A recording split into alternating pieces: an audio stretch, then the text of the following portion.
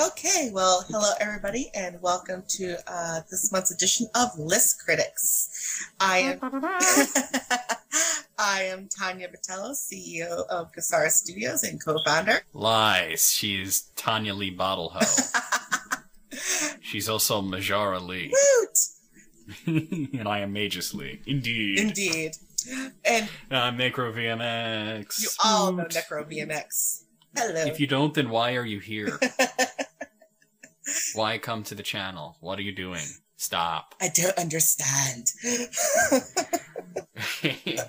We got lots of lists this month, Tanya. Most of them were sent in by... Actually, all of them, except for the last one, were sent in by people. A lot of people opted to find lists on the internet and send them to me. A few people did write their own lists. So it's a good mixture of lists written by our fans and lists written by people on the internet, and our fans found it. But I do want to take this time to make the announcement that Tanya is now officially the new co-host of List Critics. Wootage! Wootage indeed. So let's get this show on the road. So I'm going to let Lady's Choice here. I have two lists from Almighty Santa who sent me. So he's pretty good for sending in lists rather regularly. And he has sent me his top 10 PlayStation games. PlayStation 1, that is. Ooh. And he has also sent me his top 10 rock anthems. Ah. So which one here first? Let's go with the rock anthems first. Now, just looking at this list, he might as well named it top 10 heavy metal anthems, because it's all heavy metal, so... Yes! Not that I'm complaining about that. So number 10, Raining Blood by Slayer. Ah, yes! Hippies hate Slayer. It's a good song. Good song. Number 9, we have Back in Black by AC/DC. That's definitely an anthem right there. That's definitely an anthem. Yeah. Number 8 is Purple Haze by Jimi Hendrix. Ah, okay. Number 7 is Iron Man by Black Sabbath. Ooh, good one. I am Iron Man. Sounds like farts, I don't know. That's Iron Man as played by a tuba. Number 6 is One by Metallica. Ah, good. Sweet. I don't even want to say a good song, a great song. I wouldn't exactly qualify it as an anthem, but a great song nonetheless. I couldn't qualify as an anthem per se, but I'll go with it's it. more of an epic than an anthem. I was just going to say an epic, yeah. Yeah. Number 5 is an anthem, however. We have Whole Lotta Love by Led Zeppelin. Oh, okay. Number 4, Smoke on the Water by Deep Purple. Probably the first song that anybody who's learning to play guitar starts playing. I was just going to say, yeah. There's like... It's true. Number 3, Running with the Devil by Van Halen. Oh, wow. Out of all the Van Halen anthems you could pick, you picked Running with the Devil? Why Running with the Devil? Huh. That's a good song, but it's it's good, but I don't know.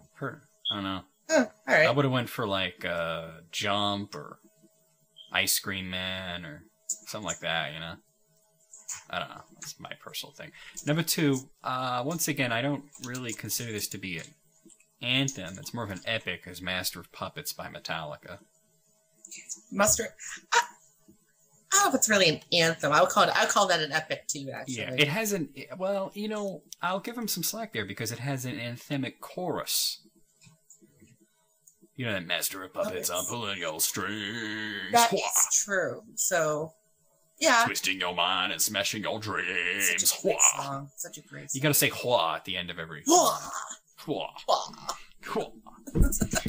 And his number 1 rock anthem is Dazed and Confused by Led Zeppelin. Maybe that's more of a drug anthem. Dazed and Confused? Yeah, I've been dazed and confused for so long, it's not true.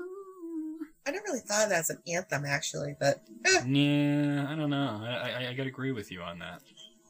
It's a good... Okay, though, if I was to ignore the title of the list where he used the word anthem, he might not thinking of the word anthem in the most literal sense. It could just be his top 10 favorite songs, for all we know. They're pretty bitchin' songs. Hell yeah. Hell yeah. I mean, there's not a single song on here that I don't like. I'm gonna give it a 9 out of 10. I'm gonna say the same, 9 out of 10. 9 out of 10. Okay. So, let's move on to his PlayStation games. And right off the bat, for number 10, I'm going to say that Julie is going to give this list a 10 out of 10. Because his number 10 is Herc's Adventures. Oh, she loves that one. Yeah, I know. I had to play it for an hour. And I wound up really liking it. It's a good game. It's a really good game. I was surprised at how good it was. It was sort of like a Zombies Ate My Neighbors kind of vibe to it. Yeah, it's really cool. It's just a cool game. The list goes sharply downhill from there, though. Uh-oh. Number 9 is Twisted Metal 2. Which is like, I don't give a shit about Twisted Metal, really. I'm not into Twisted Metal games, never have been. Yeah. Number 8 is Metal Gear Solid. Kind of the same guy. Same thing. Yeah, I don't care. I've tried to play it. My friend Andrew, well, you know Andrew, of course. He was so much into... He's so into Metal Gear Solid that in his own words, he says he is gay for the series. And wow. yeah, back in the PS1 days, I just remember Andrew being insanely enamored with Metal Gear Solid. And I had the demo, that came with, like, official PlayStation magazine. And I tried to I couldn't even get through that demo. I just got bored and would stop. Yeah, to me, it never caught on. It was just blah. Number 7 is Final Fantasy IX, which is a pleasant thing to have on there. Yes. That's probably the best one on PlayStation, in my opinion. Hell yeah. Well, not counting Tactics. Not counting... And Legend of Dragon, another good one, too. Well, I was talking about just Final Fantasy. Oh, Final Fantasy, yeah. Number 6 is Wild Arms, which is an interesting one. Ooh, I like that. It's a series that kind of disappeared, didn't it? Yeah, actually, didn't it disappear after like the third one, I think, or something like that? I think it was. Yeah, the Wild Arms just kind of went nowhere, and it was popular, so I don't know what happened. I played the hell out of first and second one. I love them. Maybe they were done with the story. I don't know. Number 5, Castlevania Symphony of the Night. If you do a top 10 PlayStation list and you don't put that on your list, you're a dick. You just, yeah. You're a penis. Number 4 is Final Fantasy Tactics, my personal favorite PlayStation game of all time. Hell fucking yeah. So many hours put into that. Number 2 is Tekken 3. Yeah. No accounting for taste there, I guess. I don't like 3D fighting games unless they're called Soul Calibur. Or Mortal Kombat. Yeah, but even then, I like the Mortal Kombat 3D games, but I prefer the 2D ones. Oh, that's true. Yeah, that is true. Finally, number 1 is the most cliched choice possible, Final Fantasy VII. Overrated. It's a good game, but it is definitely overrated. I would put Tactics and 9 above it. I would put Castlevania above it. For me, I put 9 first. That'd be my first. I'd put Herc's Adventures above it. No, I'm going too far there. But Julie would, though. It's not a terrible list. It's got a few games that I just don't care about, but it's his list. I'm going to give it a 7 out of 10. I'm going to go a little... I don't know. The couple of them really just kind of ate at me, so I'm going to say 6 out of 10. 6 out of 10. Okay. All right. Now, here is a list sent in by Uber McFailsauce. It is from a website called eatmyzombie.com. I like it already. I know, right? I might have to look on more of this website. It is the 13 coolest sci-fi planets. Huh. Okay. I think Richie would like this list. Yeah. He's a huge nerd, right? Oh, okay, now this actually starts at number 1, so I'm going to scroll down here. Okay, so, all right. These are all fictional planets from sci-fi movies, books, television shows, that kind of thing. And these are the coolest ones, apparently. So number 12 is Gallifrey, which is from Doctor Who. I don't care about Doctor Who. I don't even watch it, so I couldn't tell you. I've seen 1 or 2 episodes, and I thought, people get all worked up over this? I couldn't ever get into it. It's just nothing. Yeah, I don't know. Number 11 is Lithion from the movie Barbarella. Now, I have to say, I saw Barbarella, and the only thing I remember is that there was boobs. Oh, Other than that, it was completely unmemorable. It was stupid. I was just gonna say the only thing I remember about that was breasts. That was about it. Just breasts. That's what it was. Yeah, I don't remember anything about the planet on it. Nope, no idea. Number 10 is Crematoria, which was the prison planet from the Chronicles of Riddick. That was. Do you remember when they had to outrun the sunrise? Oh yeah. Okay. Yeah, that was. Yeah. I mean, obviously, there's a lot more fiction than science involved in that, but it was pretty fucking cool. That was pretty cool, actually. Yeah, I'll go with that. I gotta go with that. Number 9 is from the same series, Planet M9117, aka Hades, from Pitch Black. Pitch Black was a fucking good movie. That was a good movie. Yeah. That was a yeah. I mean, the planet was, I like it was almost like the Pikmin planet. Once it gets dark, shit happens. True. Shit happens. Number 8 is Tatooine. I don't think I need to say where that's from. Hell yeah. I mean, I don't know. How cool is Tatooine? It's a bunch of sand and a wretched hive of scum and villainy. I mean, certainly a lot of shit went down on Tatooine, but the planet itself is kind of meh. And you gotta have pod racing. I mean, come on now, pod racing. Hey, Yeah, but that was like the one good part. You know what I mean? That was like the one cool thing that goes on. And how I mean that I don't know. It's like the Tatooine equivalent of NASCAR, I guess. Their lives are so boring that that's what they want. Wow. All right, number 7 is Krypton from Superman. Now I don't know how awesome it could be. It got blown up. I was just gonna say it got blown up. That's not much going on there. Not really. Bunch of rubble. Number 6 is Altair 4 from Forbidden Planet. What? I don't know. I really don't know. I have no idea. Okay. I'm gonna skip that one. All right. Number 5 is Vulcan from Star Trek. That's pretty cool. Iconic. So they don't show Vulcan a whole lot, but when they do, it looks pretty cool. And there's some pretty cool scenes that happen on her. I mean, like Star Trek 3, the original series. Yeah. Star Trek 3 had like the coolest Vulcan scenes because it kind of showed a different side of the Vulcans that you didn't expect. Yeah, it was really cool. It was very cool. Number 4, now remember we're judging the planet, not the movie here, is Pandora from Avatar. Didn't like the movie that much, but that planet was pretty fucking cool. I mean, it looked like a Roger Dean album cover for like Yes or something, with the floating mountains and shit. The planet was pretty cool, and I say it that was pretty bitch. Yeah, I know you hated Avatar, so. Yeah. Okay, now number 3 is the opposite problem. It's a move where the movie is way cooler than the planet. We have Hoth from The Empire Strikes Back. It's just ice. It's ice and snow. There's nothing to it. I mean, it had like one of the most awesome scenes, but that was because the movie was awesome. Yeah. Hoth sucks. You wouldn't want to live on Hoth. What is Hoth? It's igloos and ice and snow. and things that want to kill you. Yeah. Speaking of things that want to kill you, number 2 is Planet LV-426 from Alien. I would imagine that's very inhospitable. Cool, though. Cool, but definitely, not good. Yeah. And finally, we have number 1 coolest sci-fi planet, according to some guy named Simon, who writes for EatMyZombie.com, is Arrakis from the Dune series. Yeah. Well, I don't know. I don't know. Once again, it's a lot of sand, so. 2 sandy planets on there. It's kind of interesting. Yeah, we got, like a lot of science fiction writers kind of go into this trope of one planet, one climate.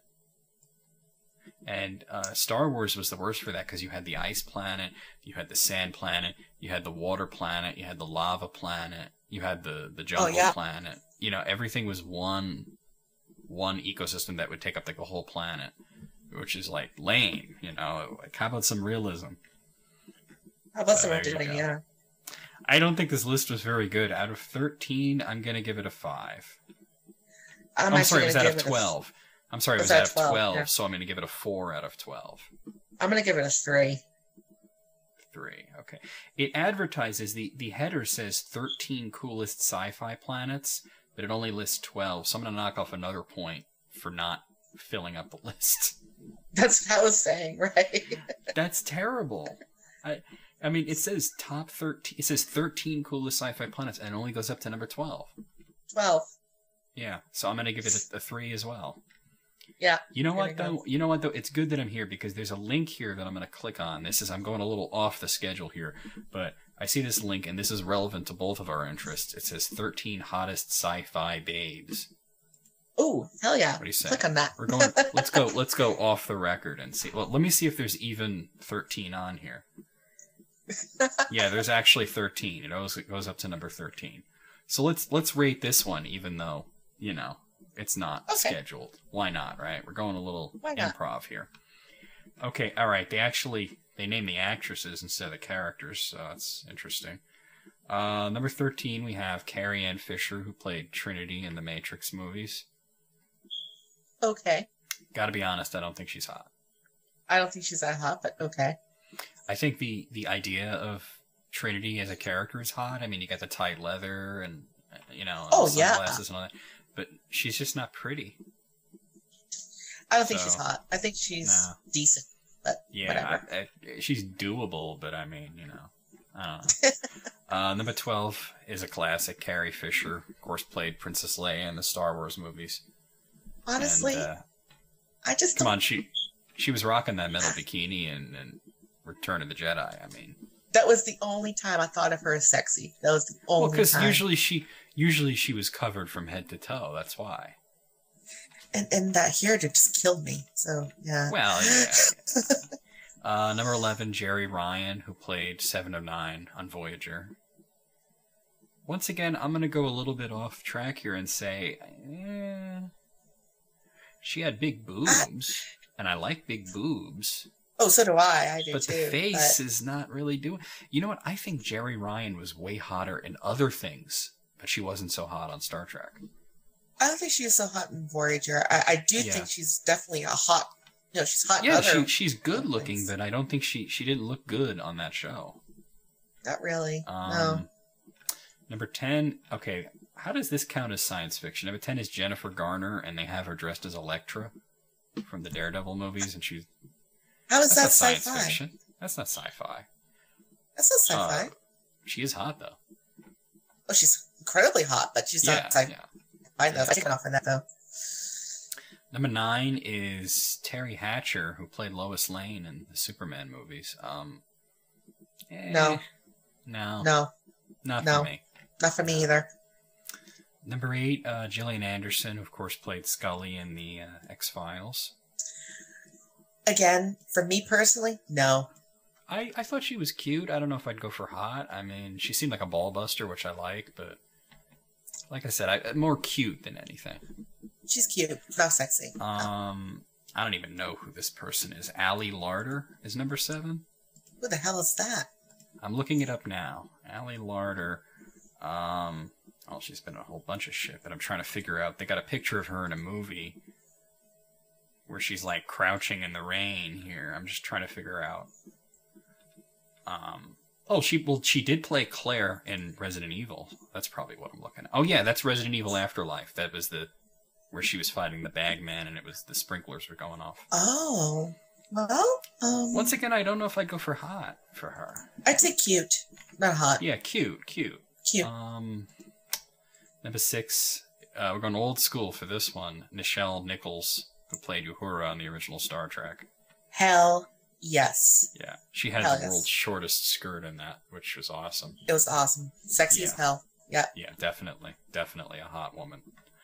Number 5, Natalie Portman. You can take your pick. They used a picture from Star Wars, but she has been in a lot of sci-fi movies. I'm torn on that one.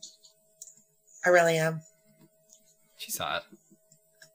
Honestly, I think she can be hot, but I think sometimes she just turns me off. So, I don't know.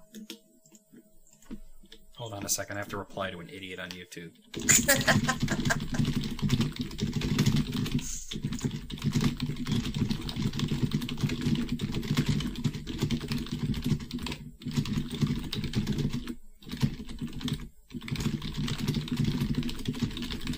my god, I got this friggin' person. They sent me a request for. I'm gonna vent on you for a second. They sent me a request for Super Mario World, which is a decent request, but I've already done it. I've done it quite a long time ago, actually. Yeah. And I said, please read the info on my channel. It has to be a game I haven't already done. I've already done Super Mario World.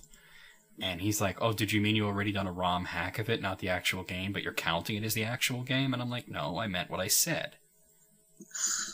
And then he's like, okay, I guess a ROM hack of Super Mario World counts as the actual game in your eyes. I'm like, no, I did the fucking game. It's not my fault he can't use a search feature. And this has been a List Critics douche alert. I know, right? Alright, moving on. Number 4. Oh, we were just talking about this one. Jane Fonda, who was the Barbarella. Oh, well. Now, okay, I have to vent on this for a little while, too. I did watch that movie when I was, like, 16, and I probably rubbed one out to Jane Fonda in that movie. But I find her as a person to be completely repellent, so it kind of negates any hotness. I'd have to agree. Yeah. So, except for the whole rubbing out part. But well, I was a teenager. Number 3 is Milla Jovovich. They used a picture from Resident Evil, but she was also in a lot of other sci-fi movies, like Fifth Element, for example, and she's always looking good. Always looking good to me. I'd put her at number 1, personally. Hell yes. Let's see what else we got. Okay, I don't know about this one. Number 2 is Sigourney Weaver from the Aliens franchise. No. They have the one picture of her where probably the only time in her entire life that Sigourney Weaver has looked hot is where she's in her underwear in the first movie. Oh, yeah, but even then, no. But honestly, she looked like a man. Yeah, no, just a big fat sack of no for me. No. Yeah, she looked like a man.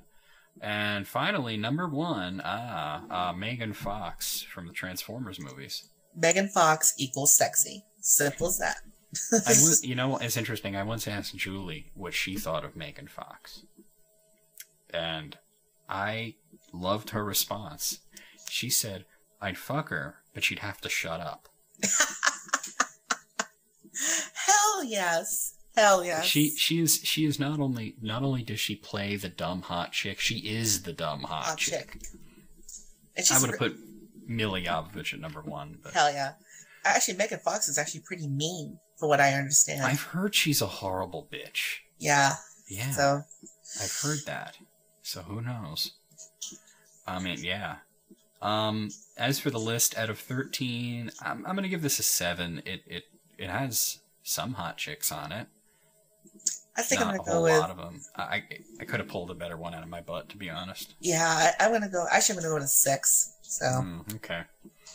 All right, back on schedule here. We got a little off schedule, but that's cool, right? It's all good. Okay, so here's another list that was sent in by Uber McPhail Sauce. That last one was sent in by Uber McPhail Sauce. This is, let's see, I gotta actually bring it up here. The top 10 all-time best replacement lead singers in rock and roll. It's very specific.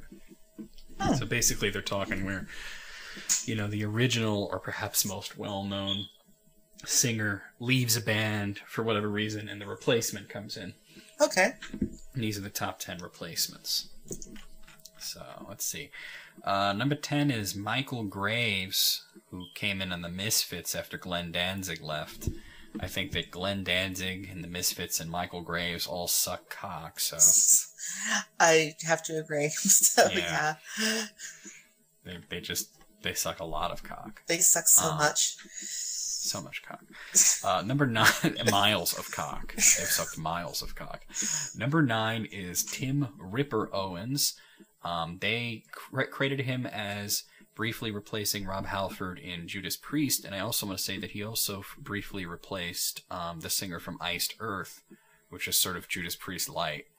So he could be on the list twice. He's a great singer, though. I like his voice.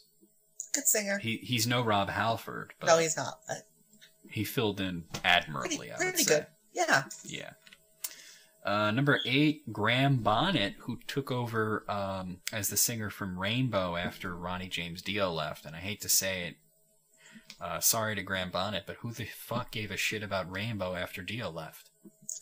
I don't know anybody who gave a shit after that, so, Yeah, it's kind of sad. So I wouldn't even put him on here. Sorry, Graham Bonnet. Yeah, no.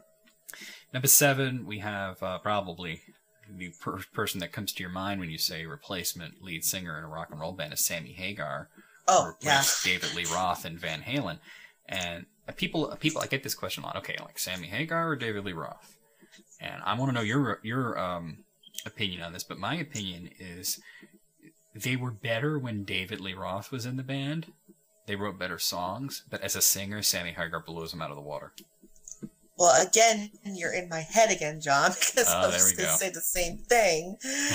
But I was actually going to say that as a band, they were better when Roth was there. But, as a singer, yeah, I have to give it to... Now, have you heard the new Van Halen? That they're actually back with David Lee Roth, and they released a new album? I have not heard the new Van Halen, no.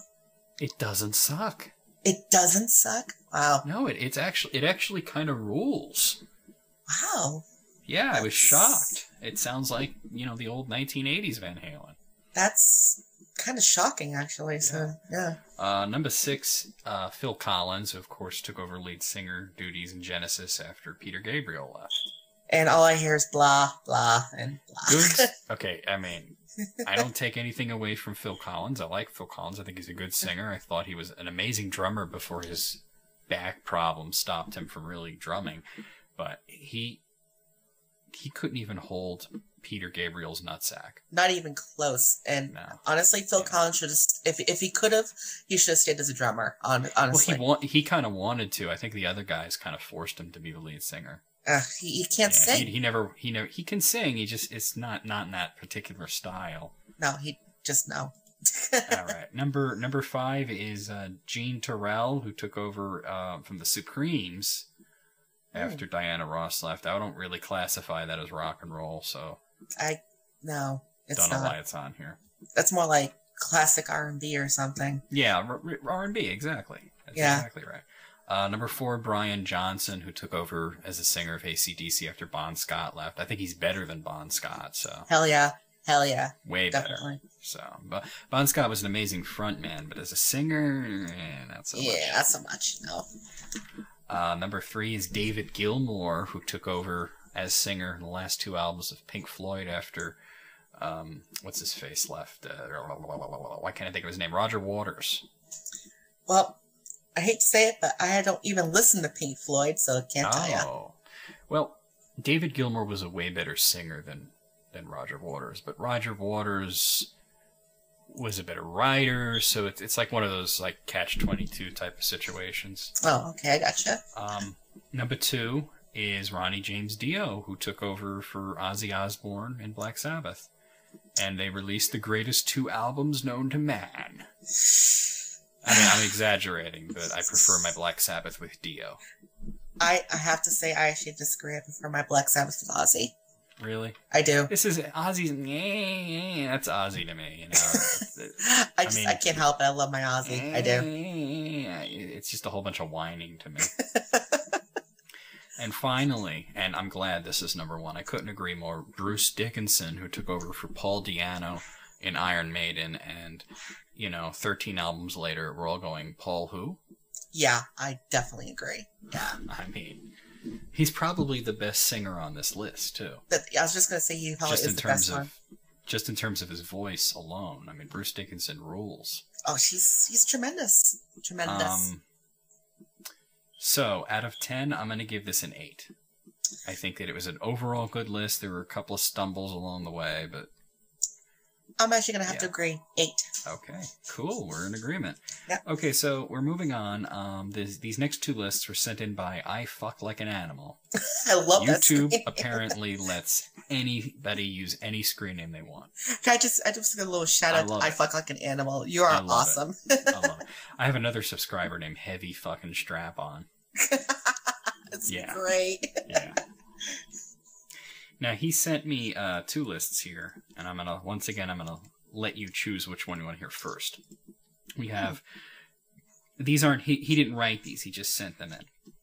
We have from oneup.com's 10 most overrated games, and we have from skeptoid.com's top 10 worst anti-science websites. Huh. Well, that's specific. Yeah. Let's do the anti-science one. That sounds kind of interesting. That's the more interesting one, right? Yeah. Okay, so let me read the preamble here. Let's see what it says. The internet is a dangerous place. It's full of resources, both good and bad, full of citations linking to one another, sometimes helpfully, sometimes not. Today we're going to point the skeptical eye at 10 of the worst websites in terms of quality of science information that they promote. To make this list, they not only need to have bad information, they also need to be popular enough to warrant our attention. Okay. So, number 10 is the Huffington Post. Truth. Yeah, these were the people that were saying that vaccines will make your kids retarded. Yeah, and just a big fat second there. Yeah. Yeah, wow.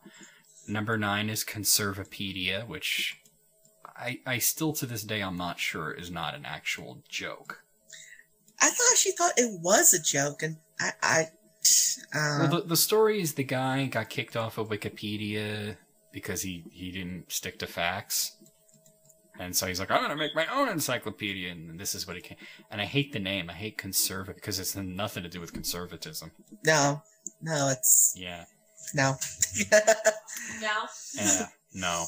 No. Number 8 is the first one on here that I'm not familiar with, cryptomundo.com. I never even heard of it. Oh, it's a cryptozoologist website. So it's all about, like, Bigfoot and Loch Ness Monster and all that shit. Okay. Yeah. Number 7 is 911truth.org, or as I like to call it, 911bullshit.org. I was just going to say, that's just BS, so yeah. Come on. Just grow up. Number 6, I don't know this one, Mercola, or maybe it's Mersola.com. It's one of those alternate medicine things. And apparently he's gotten at least 3 warnings from the U.S. Food and Drug Administration to stop making illegal health claims about the efficiency of his products. So he's like one of those naturalists, and he's basically selling people a bunch of snake oil and claiming that, it's going to cure your cancer. Great. As a matter of fact, I'm looking at the website right now. This popular nut / breast cancer risk in mice by 50%. Yeah, right, okay.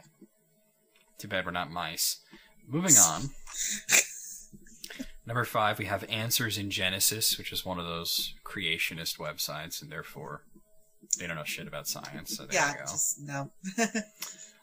Number 4 is the Australian Vaccination Network, which is another anti-vaccine activism website. Yeah. Right. That movement is growing here in America, but I've heard it's a lot worse in Australia. Really? Is it? Oh, wow. Yeah, I've heard that, yeah. Number 3 is a twofer. We have Prison Planet and InfoWars. I've actually heard of those. They're both Alex Jones websites. Yeah, that's what I thought, yeah. And he's a maniac. He's completely insane. Everything's a conspiracy with him. Yeah. The barista at Starbucks gets his coffee wrong, and it's, aliens. Aliens. Number 2 is ageofautism.com, which I'm going to guess is another thing about... Oh, this one is saying that autism is caused by mercury. Okay. I mean, mercury will damage your brain. Oh, yeah, but... There's way too many autistic people that I believe that mercury is causing, don't believe mercury is it, but yeah. And according to this, these people believe you can cure autism, apparently. And it's to be cured by holistic treatment, supplementation, hyperbaric oxygen therapy, removal of dental fillings, and bowel cleansing. In other words, follow my bullshit and maybe you might feel better. Pretty much, yeah. Yeah, but you're autistic, so it's not that kind of disease, people. It's not something that you can cure. No, it's way beyond that. It's a communicative disease. Yeah. All right, and finally, number 1, the worst anti-science website according to this is naturalnews.com. Let's see. I'm trying to... Okay. I'm on conspiracies about big pharmaceutical. He's a protege of Alex Jones. Everything's a police state conspiracy. This is horrible. So it's basically Alex Jones 2.0.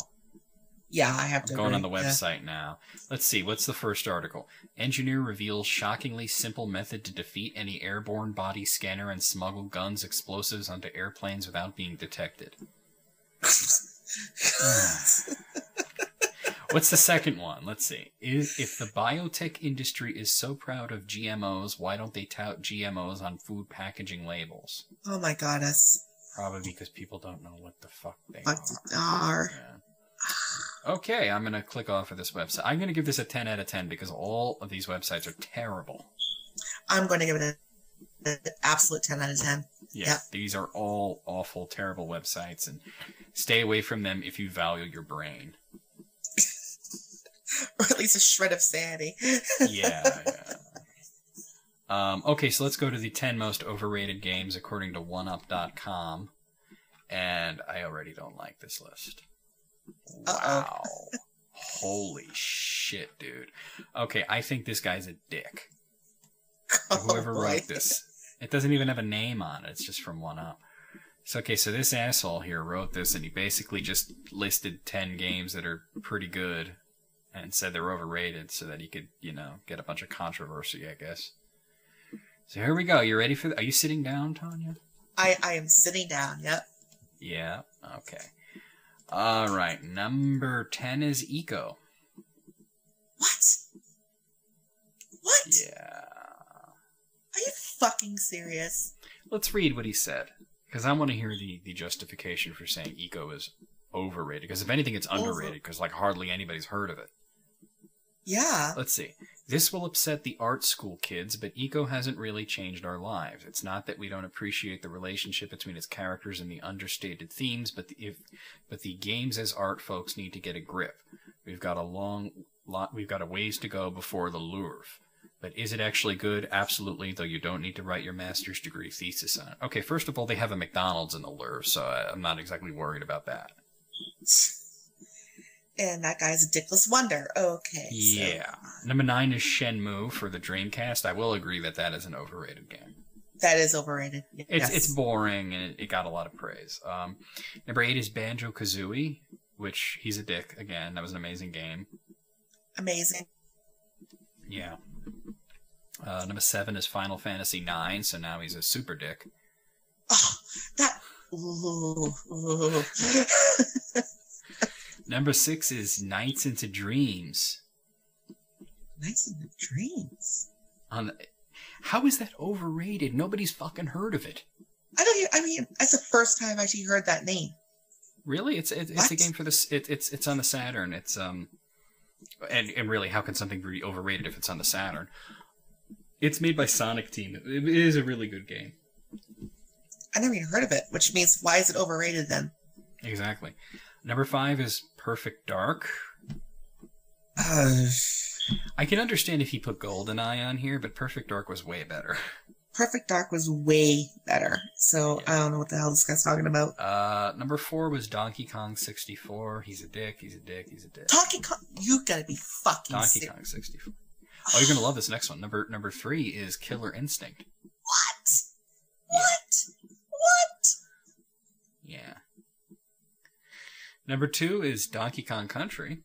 I'm going to stick my Masayune up this guy's asshole. Seriously. And number 1 is Battle Arena Toshinden, which, once again, how overrated can it really be when it wasn't exactly a huge success? It wasn't a huge... This guy is the biggest dickhole. Just... no. Yeah. This is a 1 out of 10 list if I ever heard one. 1 out of 10. 1 out of 10. Terrible, 1 out of 10. Terrible list. Yeah. Wow. I mean, I'm like raging over here. It's just ridiculous. Well, thanks to I Fuck Like an Animal for bringing that to our attention. Yeah. Okay, now this next list is submitted by our very own Andrew Ritter of Kazarth Studios. Woot! And this list came from Guinness World Records. Oh. It is the top 50 best video game endings. Ooh, okay.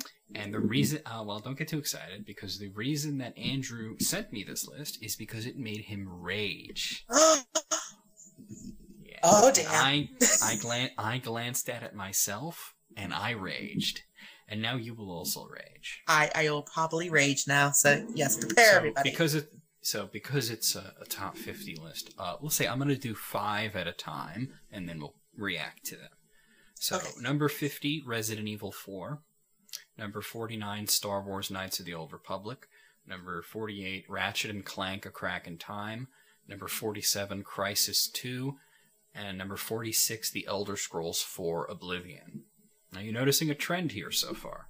Yes, I am. Let's see. New game, new game, new game, new game, new game. Okay, let me sum it up. Resident Evil 4, he doesn't fuck her. No, he doesn't. Star Wars, you're the bad guy. You're the bad. Ratchet & Clank didn't play it. Crysis 2 didn't play it. Elder Scrolls 5 for Oblivion. Martin turns into a dragon and beats up Miriam's Dagon at the end. Oh, man. These aren't mind-blowing endings, you know? And these are the best endings, apparently, huh? Yeah, according to Guinness World Records. Yeah. A supposedly reputable source. Number 45, Call of Duty World at War. Number 44, Star Wars The Force Unleashed 2. Number 43, Half-Life 2 Episode 2, which they spelled wrong, by the way. And number 42, Super Metroid, the oldest game on this list, by the way. And number 41, Twilight Princess. Fuck that noise.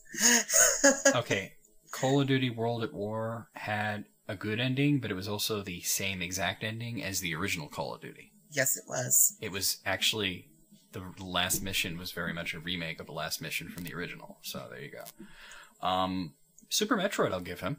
Super Metroid, I'll give him that one. Yes. Yeah. Twilight Princess, it had a good ending. Yeah, I'll give him that one too. All right. But really, I mean, okay, now it's gonna get really fucky. Ready? Number 40, New Super Mario Bros. Wii. He saves the princess. Then they eat cake or something. Number 39 is Infamous. Number 38, Fallout 3. You shoot the guy in the head and then, you die. Number 37, Grand Theft Auto San Andreas. And number 36, Gears of War 2. What? Yeah. What? I am raging. Yeah, you're going to rage a lot more. Number 35 is BioShock. I'll give him that one. Number 34, StarCraft 2 Wings of Liberty. No. Number 33, Sonic Adventure 2, which they spell as Sonic Adventures 2, by the way. Most of these are spelled wrong, yeah. Number 32, Metal Gear Solid 3 Snake Eater, and number 31, Kingdom Hearts 2. Kingdom Hearts 2. No. Fuck this shit, man. No. Oh my god. I would almost believe that these are like the 50 shortest endings. How? I'm beyond speech.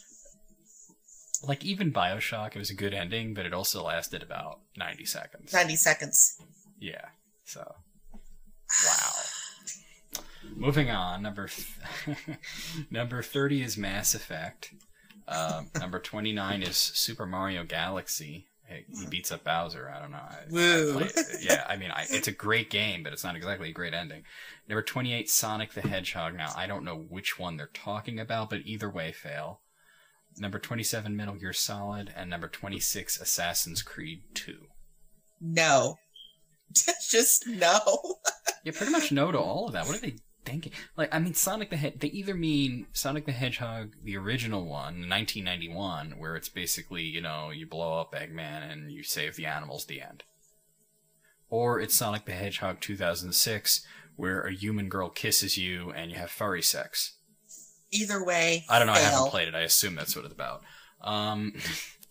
Yeah, big fail. Number 25 is the original Assassin's Creed. Number 24 is Shadow of the Colossus. Number 23, Call of Duty 4 Modern Warfare. Number 22, Kingdom Hearts. And number 21, Uncharted 2. I will give them Shadow of the Colossus, and I will give them Uncharted 2, but those other ones are super fail. Fucking A. Yeah, I agree. Totally. I mean, Assassin's Creed had an okay ending, but it's like, really? Top ever? Best? Really? Best? Are you kidding me? Really? No. I don't think so. No. Okay. You know, like, I'm not seeing any RPGs on here other than Mass Effect. I was about to say that the total lack of RPGs on here is nuts. And when you think of good endings, you usually do think of RPGs. So. Yeah. Number 20 is Super Mario Galaxy 2, which, by the way, had the same exact ending as Super Mario Galaxy. Yeah. Number 19, Mass Effect 2. Number 18, Grand Theft Auto 4. Oh my god. Number 17, Portal 2. And number 16, Assassin's Creed Brotherhood. They have a hard-on for Assassin's Creed, Mass Effect, and Mario. Oh, and Grand Theft Auto too. Yeah, they got that on there. Yeah, actually twice they had that on there. Yeah, that's right, because San Andreas was on there. Yeah. You know what? Fuck this. Fail. Yeah. Not done yet. Number 15, Prince of Persia, The Sands of Time. Number 14, Halo. Number 13, Halo 3. I wonder if Halo 2's on here. Number 12, Pokemon Black and White. Number 11, Super Mario Brothers. Super Mario Brothers. No. It didn't even really have an ending. You say the princess, done, game over. Yeah. Press start to replace all the Goombas with Buzzy Beetles. Dude, this is fucked up. And this isn't some scrub on the internet. This is the Guinness Book of World Records. What are they smoking? Crack? Oh my goddess. Are you ready? I don't know. For the top 10. I guess. Number 10, Heavy Rain. Number 9, Final Fantasy VII. Number 8, Metal Gear Solid 4. Number 4, Portal. Number 7, Portal. And number 6, Red Dead Redemption. I'm going to throttle these people. Now, we're getting a little better, but these are the ones that should be in the 50s. You know what I'm saying? Exactly. Yeah. Final Fantasy VII? Really? It was worth it to see that very last shot where you see Midgar. But overall, like, if I was going to pick any Final Fantasy ending, it would probably be 4. 4 or 6 for me. Yeah. 4 or 6, yeah. For the ending, you know. And here's the top 5 video game endings of all time according to Guinness World Records 2012 Gamers Edition. Number 5, God of War. Number 4, Call of Duty Modern Warfare 2. Number 3, The Legend of Zelda Ocarina of Time. I'll give them that one. Number 2, Halo Reach. And according to them, the best ending in a video game ever is Black Ops. I have no words. I like Black Ops, but I wouldn't even put it on this list. I have no words. Just none. I wouldn't even put Ocarina of Time on this list. And I like that too. I liked Ocarina. I loved Ocarina of Time, but it had a good ending, but I wouldn't put it on the top 50 best endings of all time. Neither would I. All right. Let's get this out of the way. What do you think was the best ending in a video game other than Chronicles of a Dark Lord? Honestly, I have to say Final Fantasy VI. Dragon Quest VIII. Oh, my God, it's not a great one. I forgot how much of it. I mean, the ending was like a game in its own, you know. Yeah, it was. It was tremendous. So I'm torn between those two. Yeah. Yeah. Also, Lufia 2. Lufia 2. Oh yeah. Yeah. Final Fantasy 4. Another great one. Yeah. Definitely. I like endings that are kind of like a mindfuck. So, how about BioShock 2? BioShock 2. The original BioShock was on there, but not BioShock 2. BioShock 2 was great. Had a great ending. Yeah. Yeah. I mean, it's just fail. This list is pure fail. Out of 50, I'm going to give it the approximate amount that they got right, which is 4. You know, I'm actually going to say 3. 3 out of 50. Okay. Yeah. 3 out of 50. I'm going to give it a 4 out of 50. Okay, so that was terrible. I hope the next list is good. Because that was 2 terrible ones in a row. Oh my goddess. Wow. Okay, I have one sent in by Mr. Lover of Ganja. This is from bbspot.com. It is the top 10 most hilarious porn movie titles. Ah, okay. All right. Why not? Number 10 is Forrest Hump.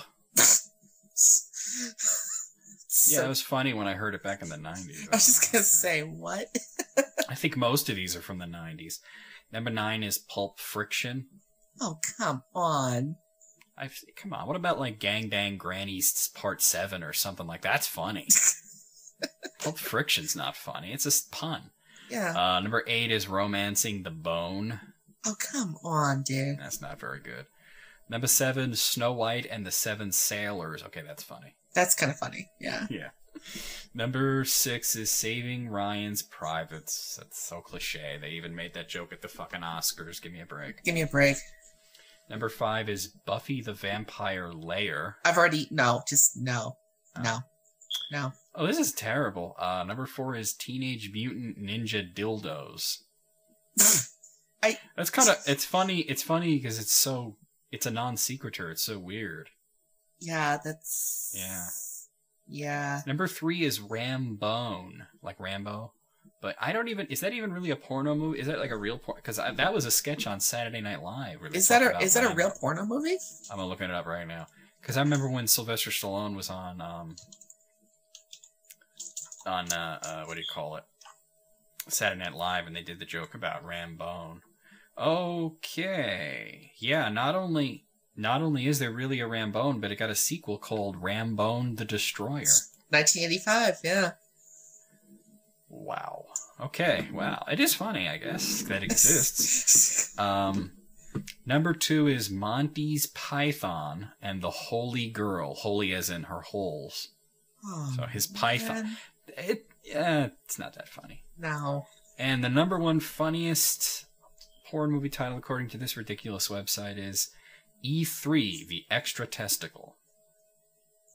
I'm not laughing. What is the opposite of laughing? That's what I'm doing. That's what I'm doing too.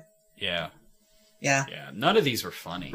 Okay, well, Snow White and the Seven Sailors was kind of funny. That was kind of funny. But kind of, like hold on. I'm going to type funny porn movie title into Google, and I guarantee I come up with something better than that.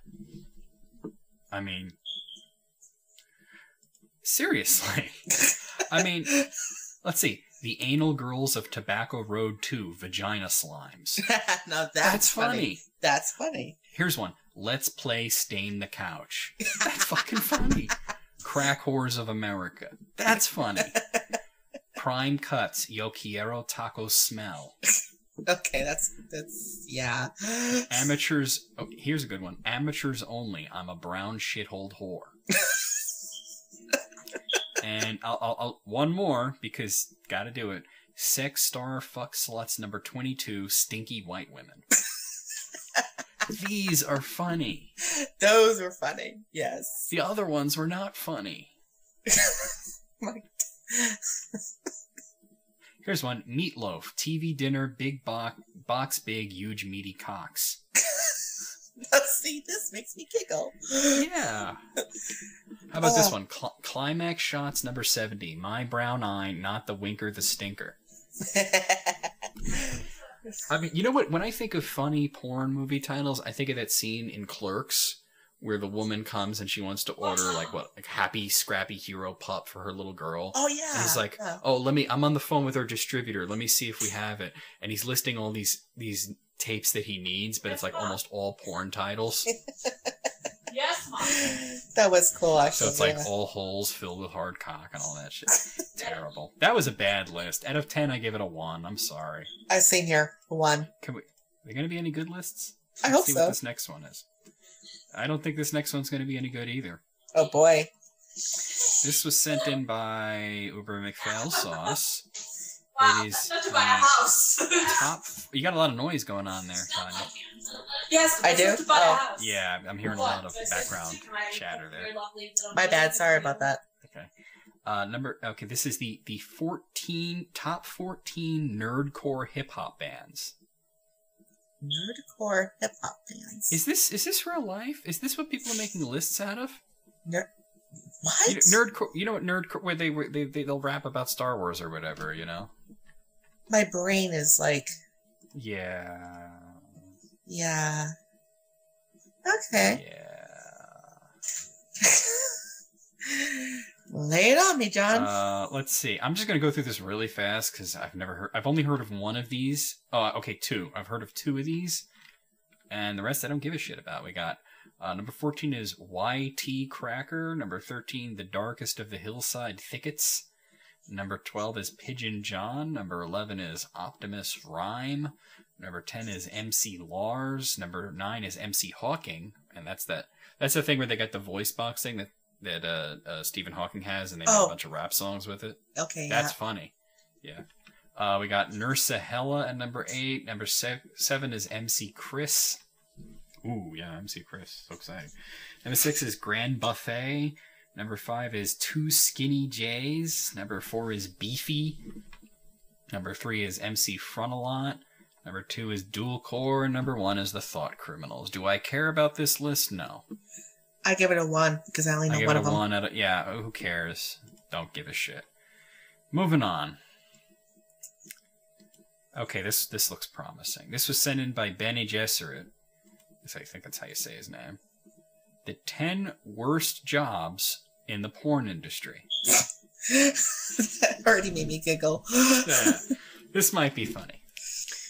So, this is the top 10 worst jobs in the porn industry. Number 10 is editor at an industry magazine. Why? Why would that be?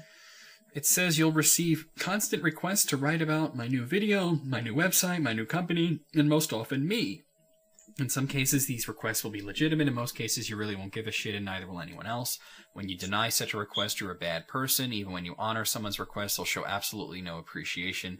In time, both your soul and your belief in the goodness of humanity will be sucked entirely out of your being. That does sound like it sucks. Yeah, it does sound pretty sucky. Yeah. Number 9 is video store clerk. Yeah. I've read those blogs.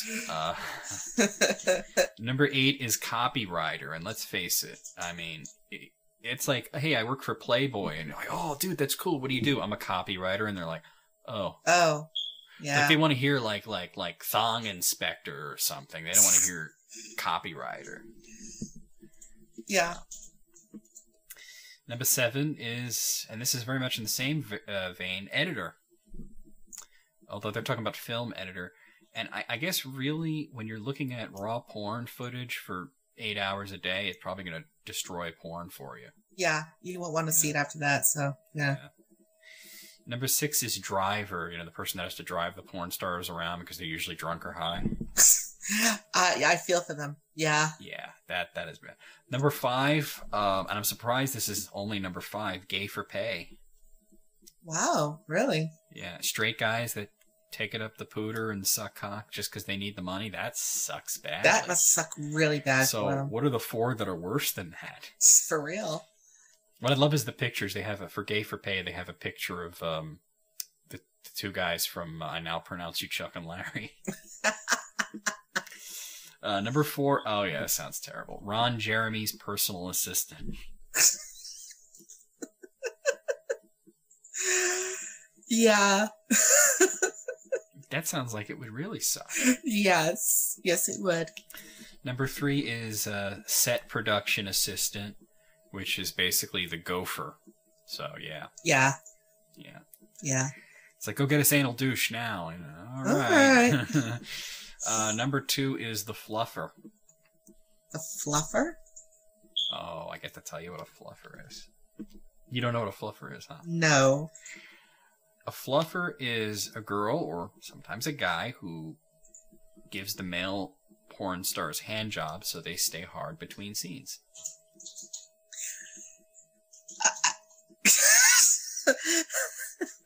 Yeah. Now, they don't really have that many fluffers in the industry anymore, because according to this, most of them just use Viagra now, so that they're rock hard all day. But it says here that they have these kind of porn movies called gangbang movies, where it's like 50 guys all show up to have 10 seconds of sex with some used up porn star. And obviously they don't have enough Viagra to go around, so fluffers. Wow. Yeah. And number 1 is the janitor. Let's face it, you're not going to be cleaning up anything pleasant. Ugh. I mean, it says right here, you probably know this guy by his other title, Jizz Mopper. Oof. Yeah. Yeah. I'm going to have to give this a perfect 10 out of 10 because these jobs all sound very, very terrible. I agree. 10 out of 10. Wow. Yeah, fail. Yeah. Then again, there's not really very many good jobs in the porn industry. So, unless you're like the guy who owns the company or something and you just basically rake in money. But wow. Here's another list sent in by the same guy. We have the top 10 crime drama TV shows. Okay. I like those, so yeah. Okay, so starting at number 10, we have Columbo. Oh, I loved Columbo. Yeah.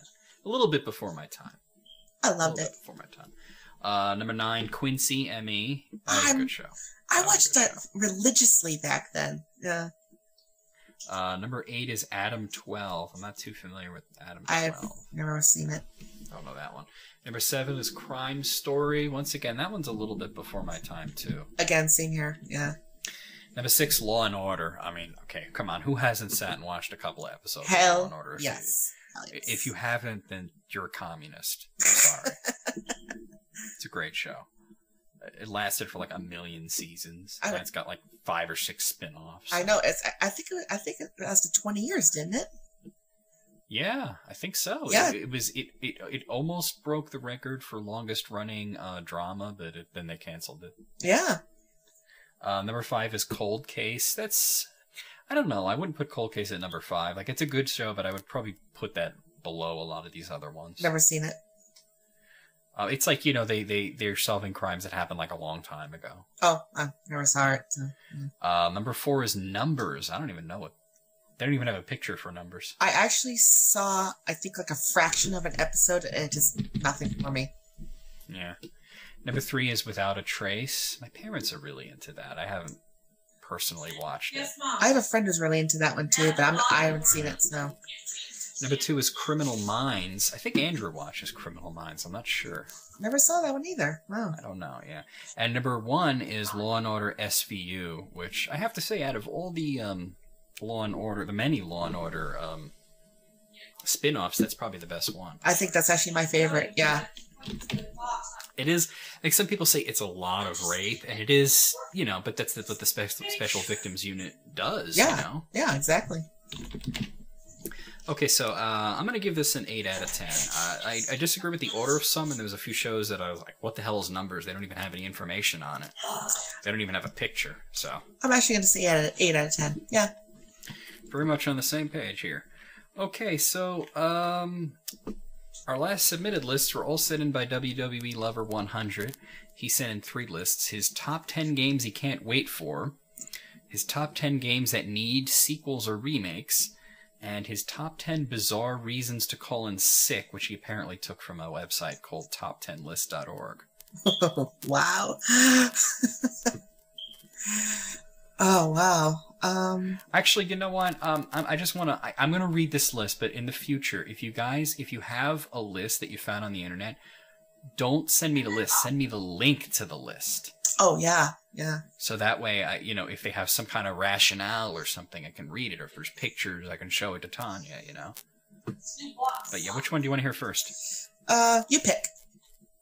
Let's get this bizarre reasons to call in sick out of the way, because this one looks stupid. Okay. Let's see. Bizarre reasons to call in sick. Number 10, pain. Actually, that sounds like a pretty good reason. I think it's a pretty good reason. Yeah. But once again, I don't have the rationale in front of me. You know what? Let me see if I can find it. Maybe I can find this list. Yeah, see if you can find it. That would work, right? I mean, if they said like menstrual pain, that'd be one thing, you know. But well, that you got to grin and bear it. It happens every month, right? You know? Exactly.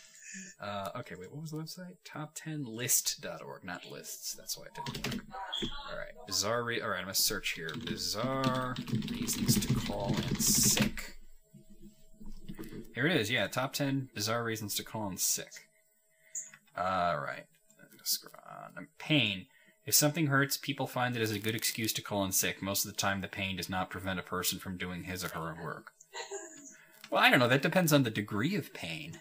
Isn't that like on a different case-by-case basis? I mean... Yeah, I wouldn't call it bizarre. No, I wouldn't say bizarre. Bizarre would be like an elephant is fucking my mother. You know, that would be a bizarre reason to call it sick. Number 9, stomach aches. Yeah, that's pretty bizarre. It is a weird. Well, I have to actually qualify. Okay, you got a lot of noise going on there. I can barely hear. Hold on one second. Talk. Okay, there you go. Okay, I couldn't even hear myself thinking here. Sorry about that. When people say that they're calling in sick because they have a quote-unquote stomach ache, that is usually code for they have explosive diarrhea and they're too embarrassed to say it. Yeah, I'd say so. So actually, when people say stomach ache, you know what they really mean. Number 8 is no-show. When someone is a no-show and is called upon by it, he or she uses the excuse that they were sick. That's not a reason. That's a lack of a reason. Yeah, I have to say so. It's the same thing. Doesn't make any sense. Number 7, they're lazy. Well, that is bizarre, because you wouldn't call your boss and say, I'm too lazy to come to work. Lazy to come in. That is bizarre. Yeah. Yeah. Yeah. Number 6, the flu. No, if you have the flu and you come into work, you're an asshole. Well, yeah, because then you can spread it. So, yeah. Number 5 is an extended vacation. Extended vacation. I get the example they're using is like if you got sick on vacation or something. Like you had a week off and you got sick like on the last day, so you can't come in. Wow. It does. I don't know. This is a stupid list. This is why I want to get it over with, because it sounds stupid. Number 4, you have court. Well, that's a good reason not to go. That's a good reason, actually. Yeah.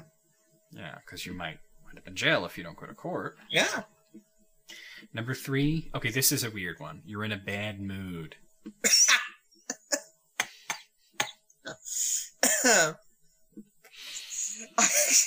Now we've all been in that mood where you don't want to work, but you do it anyway. I would love for somebody to call in and be like, I'm in a bad mood, I'm not coming to work today. That would be great. And I'd be like, I'm in a bad mood, I'm not feeling like paying you. Number 2 is important event. Well, if it's important, then it's not really bizarre. No, if it's important, then why would it be bizarre? Yeah, it's just... What? And number 1 is morning fun. Wow. I'm having sex, I can't come in. That would be more of an excuse for being late than not coming in. Unless your wife gave you AIDS and then you really are sick. In which case you should really stay home and have a very long talk with your wife. Exactly. This is a stupid. I'm gonna give it a 2 because there were like a few that were kind of weird, but a 2. I'm gonna say a 2. Stupid list. Stupid list. All right. Here are the 10 games or sequels that WWE Level 100 thinks need a sequel or remake. Chrono Trigger better be on there. It's not. Damn Let's get that out of the way. It's not. Number 10 is Max Payne. No. He specified. Now, I was going to say, my Max Payne 3 is coming out soon, but he says it needs a remake. No, it doesn't. It doesn't need a remake. No. Why would you need a remake of Max Payne? I don't know. The game's not that old, dude. Just play it. Number 9. This is a bizarre one. Call of Duty 2 Big Red One. He wants a remake of that. Now, that was... I know you're not familiar with the series, so I'm going to explain it. That's not actually part of the Call of Duty series. It's one of the spin-offs that was only for, like, PlayStation 2 and, like, GameCube. Well... It used the same engine as Call of Duty 2, but it was, like, a different game. Why would you want a remake of that? I just play it on your system. It's not that old. Yeah, I mean... Oh, okay. Usually when you're asking for a remake of a game, it's an older game. Yeah, like SNES era or something. Number 8 is Super Smash Brothers. Now, once again, I would agree that it needs a sequel, and it's getting 2 sequels from what I've heard. But once again, he specified he wants a remake of Super Smash Bros. Personally, I gotta say, what are you, an idiot? I mean, isn't each Super Smash Bros. Game technically a remake of the previous one? They don't have stories. Yes. Yeah. So, really, that shouldn't be on here. Number 7 is Earthbound. That's a big fat sack of no. How about fuck no? Yeah, how about fuck you? Yeah. Number 6 is Red Dead. He says he wants a sequel to that. Well, they've been 2. I assume there's going to be a third one. I don't know. I actually do think there's going to be a third one fairly soon. So, yeah. I mean, Red Dead Redemption only came out 2 years ago. Have some friggin' patience. Number 5, this one I do agree with. He wants a sequel to Plants vs. Zombies. When the hell is that going to happen? Hell yeah. Hell yeah. Number 4 is he wants a remake of Rainbow Six. No. I can kind of see a little bit where he's coming from because it was on the Dreamcast, but really I'm pretty sure you could probably get it on like Xbox Live Arcade or something. I have to agree. Yeah. Yeah. Okay, this is bullshit. He wants a remake of Metal Gear Solid. No. Okay, first off, there already was a remake of Metal Gear Solid called Metal Gear Solid The Twin Snakes on GameCube. Yep, that's right. And then there is going to be another remake on the 3DS, which I think is actually out already. Is it? So what do you want another one for? Wow. Number 2 is Resident Evil 3 Nemesis, which, let's see, it was on PlayStation, it was on Dreamcast, it was on GameCube, and it's probably on XBLA. I think it's quite enough, don't you think? Yeah, I think that's enough. And number 1 is he wants a sequel to Mirror's Edge. Mirror's Edge? Yeah, why not? Whatever, I don't play it. I don't play it. Tanya, we have crappy lists this month. Wow. Ugh. I'm going to give this a 1 out of 10. Sorry, dude. I'm actually going to be a little more generous and say a 2 out of 10. Okay. And here is his top 5 games that he can't wait for. Okay. Number 5 is Mario Party 9. Really? Really? Really? Really? Really? Mario Okay. Party 9? Okay. Somebody has to be anticipating it, I guess. I can understand looking forward to it, but saying that it's one of your top 5 games that you can't wait for. That's kind of odd, but okay. Number 4 is Mario Tennis Open. What? Mario Tennis is a lot of fun, but I mean, I wouldn't say that I'm sitting there on the edge of my seat there, you know what I'm saying? Okay, I'm actually having trouble trying to envision somebody going, I can't wait for a tennis game. It's weird, but okay. Number 3 is Borderlands 2. I can see that if you were really into the first one. It was a good game. I can see that, yeah. I can see that. Number 2 is Assassin's Creed 3. Once again, if it's a series that you like, and especially since 3 does look very interesting. It does. So I can see that. It does, yeah. And number 1 is Far Cry 3. Really? He must be a big fan of Far Cry. Personally, I'm like, no. I'm like, no, too, so, yeah. This is, okay, since this is a very opinion-based thing, and this is what he's looking forward to, I'm going to be kind. I'm going to give it a 3 out of 5. I was just thinking the same thing on 3 out of 5, yeah. Of course you were thinking the same thing. Of course you were. Because you're in my brain, too. And that's it for the lists that were sent in, but I have one that I found on the internet that I wanted to submit here. And I haven't read it yet. But I have asked people to send in, and you've listened to every episode of the show, right? Yep. Repeatedly, I've asked people, I want somebody to write the top 10 pizza toppings list. Nobody's done it. Not yet? No, no, nobody has ever sent me their top 10 or top whatever pizza toppings. That's so, like, come on, do it. So, to hold us off until somebody finally does, I found one on the internet from ranker.com. And I haven't looked at this yet, but this is the top 32 tastiest pizza toppings. What? Okay, number 32 is garlic shrimp. No. I am very much against putting shrimp on pizza.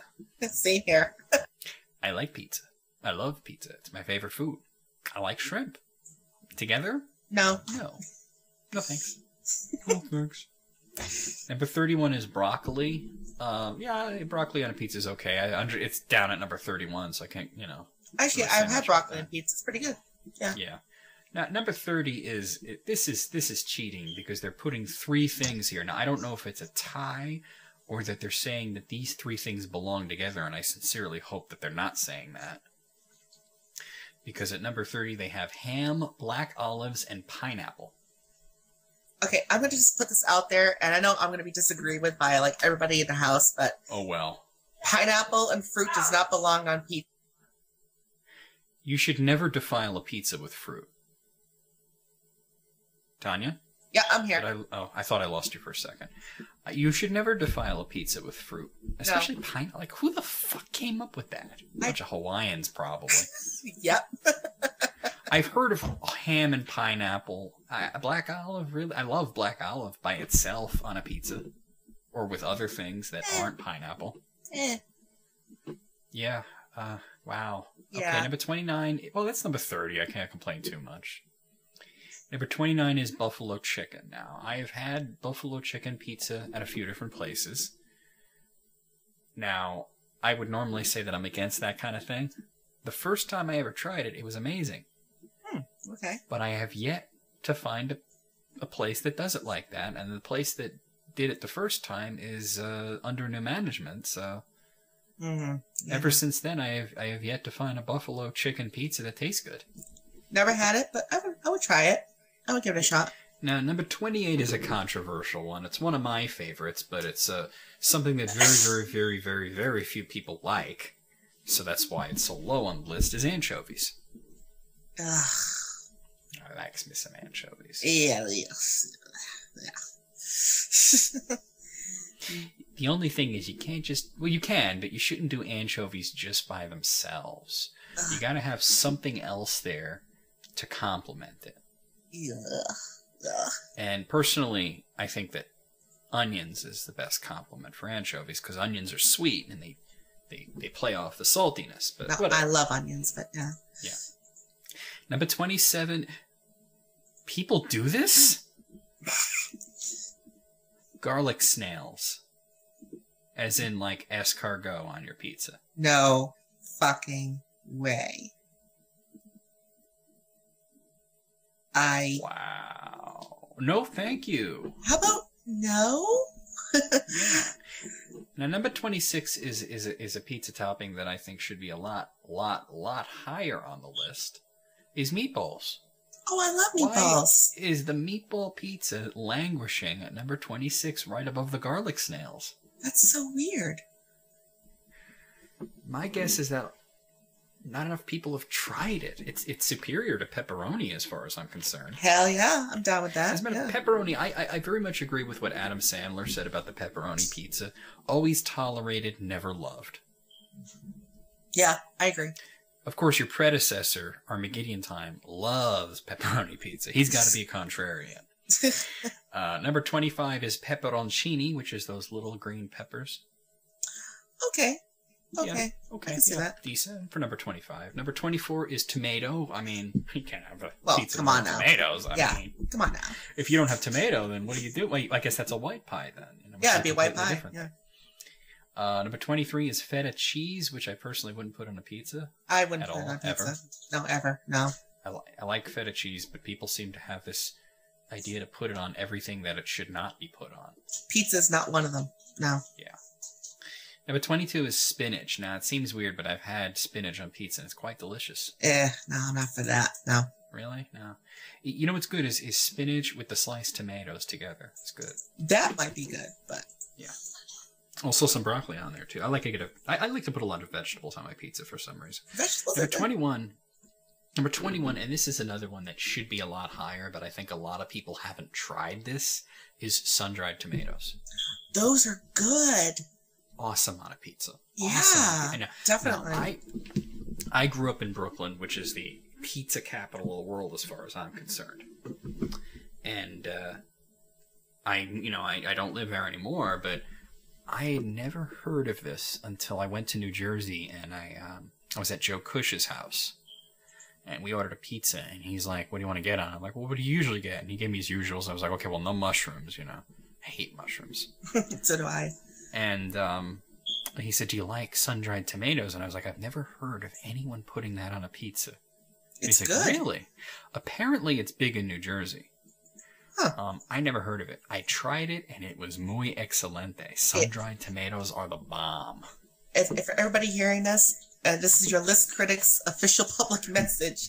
Try sun-dried some tomatoes on your pizza. Seriously, definitely it's really good. Try it. Yeah. Number 20 is pesto. Yeah. In small amounts. Small amounts, yeah. Yeah. Number 19 is the good old-fashioned bell pepper, and I do love a good bell pepper pizza. So. Hell yeah. Hell yeah. Usually bell pepper and sausage together is my choice. Or bell pepper, sausage, and onion. Really good. Oh, yeah, well, yeah, I had to, yeah. Gotta throw those onions in there. Any excuse to put onions on a pizza is, yeah. Number 18 is jalapenos. I wouldn't put that on a pizza. Too hot. No, can't do it. I like the hot. I like jalapenos. It's just, it would take away the flavor of everything else. Yeah, it'd be overpowering. So. Yeah. Number 17 is barbecue chicken. Now, this is something that I was very much against until I actually tried it. Same here. It is pretty good. Pretty good, yeah. Number 16, okay, they got pineapple again. I guess that other one was very specifically the ham, the black olives, and the pineapple together. So, how the hell is pineapple at number 16 above such classics as bell pepper, sun-dried tomatoes, meatballs, anchovies, and broccoli? I don't know. But I'm going to reiterate, fruit does not belong on a pizza. Yeah, I agree. Number 15 is ham. I'm not, huge into putting ham on the pizza. I don't even like ham, so whatever. Yeah, I'll have, ham, like roast ham or ham sandwich or something, but ham on a pizza? Weird. Yeah, just no. Some people like to put Canadian bacon, and I'm like, isn't that just ham? I thought that was the same thing. Yeah, yeah. Number 14 is black olives. I know not everybody's a fan of it, but I'm a fan of the black olive pizza. Not a fan myself, but hey, I could see it though. Yeah. Number 13 is the fresh buffalo mozzarella. Ooh, yes. It's so much different than that generic pizza cheese that most people use. Oh, it's so excellent. Good. So good. Number 12 is the almighty onion. Hell, that should be number 1, but yeah. I love onions on there. So I'm hoping that number 1 is going to be, I haven't looked, but I'm hoping it's going to be something good. I hope it's not something retarded, you know what I mean? I know, right? I hope it's not pepperoni. Oh, I hope not. Number 11 is Canadian bacon, which honestly, I file that under ham personally. It'd be under ham, but whatever. Now, number 10 is red onions. Now, red onions are really good. I have never had them on a pizza, though. But now I have, and they are really good. Yeah, I love red onions. Love red onions. You'll like it, John. Number 9 is crushed red pepper. That's a great thing to sprinkle on there, especially a white pizza. Yeah. Number 8 is bacon. Let's face it, bacon makes everything better. Bacon is awesome. It's just awesome. Yeah. Number 7 is sausage. I do like sausage on a pizza, especially with peppers and onions. I bet you do. Mm-hmm. You're evil. Yes, I am. Anyway. Number 6 is basil. Now, I've seen people put whole basil leaves on pizza. I don't agree with that. Basil should be part of the sauce. I actually think the same thing. I think basil should be in the sauce in the first place. Yeah. So, yeah. That's like saying oregano is a pizza topping. It's ridiculous. Yeah, it's a seasoning. So Yeah. Number 5 is mushrooms. I hate mushrooms. They don't belong on this list. Fuck you. Mushrooms suck. Continue. Number 4 is pepperoni. Now I'll eat it. Somebody puts it in front of me, I will eat it. But yeah. You know what? It doesn't belong in number 4, but I'm just going to say this. I'm glad it's not number 1. Same here. Number 3 is garlic. Really? Garlic, number 3? Well, it's rare that I eat a slice of pizza without putting a healthy dose of garlic salt on it, so there is something to be said for that. Yeah, but I actually consider garlic to be a seasoning, actually, but that's me, though. Yeah. Number 2 is tomato sauce. No, I mean, like, that's the basic component of the pizza, so... To me, a pizza is not a pizza without tomato sauce, so... Well, then you have... Yeah, then, well, unless it's a white pie. That's white pie, then yeah. And the number 1 pizza topping, according to Ranker.com, is extra cheese. Okay, I'll go with that. I'll go with that. I'll go with that. Extra cheese. I love extra cheese. Why not? Yeah. Yeah. I can personally. I'd like to have extra cheese and onions. But, oh yeah, hell yeah. Yeah. Okay. All right. Out of how many was this? Out of 32. Let's let you rank this first. I'm curious to hear what you think. Out of 32, I guess I'm going to say 28. God, you're in my head. See, the reason I did that is because I wanted to show that you're going to come up with the same number I'm thinking. You're not just parroting me. You're not just repeating what I'm saying. You literally have the same opinion. Yep. 28, yeah. Wow. That's what I'm giving it to, 28. That's... God. Amazing. It is amazing. It is amazing. Amazing. I can get behind the extra cheese. I don't know why they used a picture of a wheel of Gouda, but whatever. Hey, whatever. Cheese is awesome, so yeah. Yep. Now, I know that I said that was the last one, but if you're willing, only if you're willing, there's one here in a link on the sidebar that I'm interested to do. Go for it. It's the 10 sexiest foreign exchange students in film history. Okay, yeah, you have my attention. Go for it.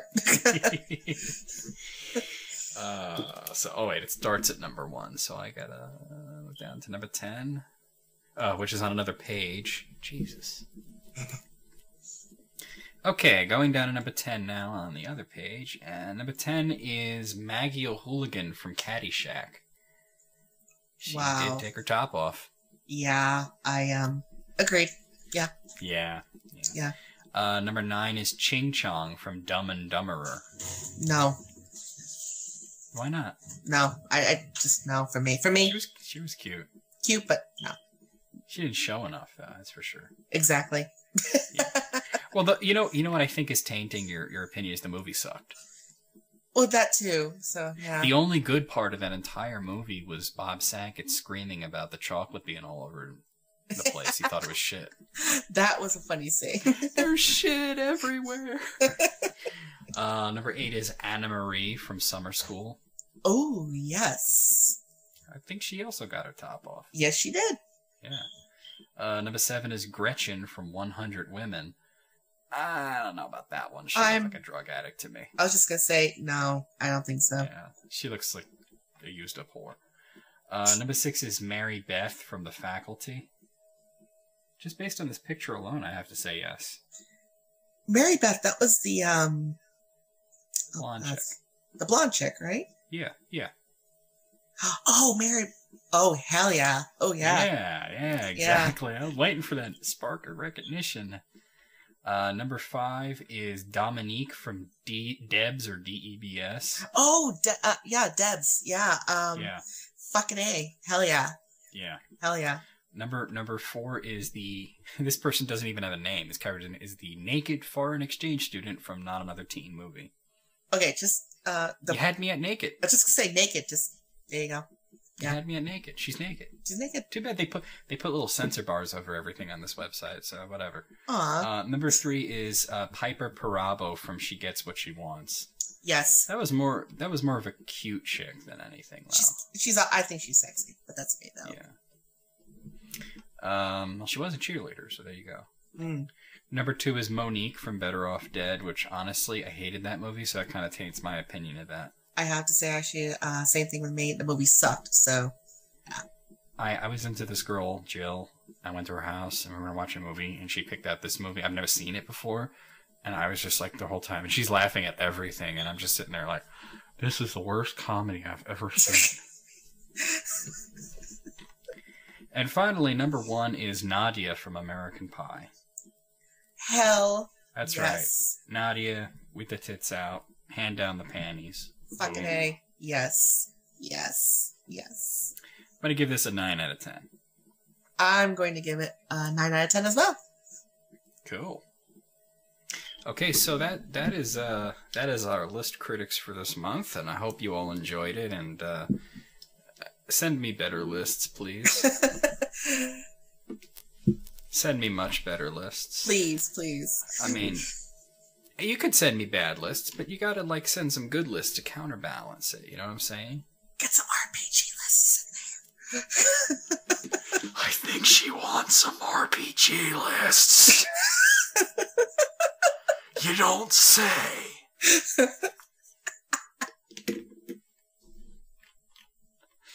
Oh, man. Oh, well, that'll be it, everybody. Have a great one, everybody. Yep. See you next time.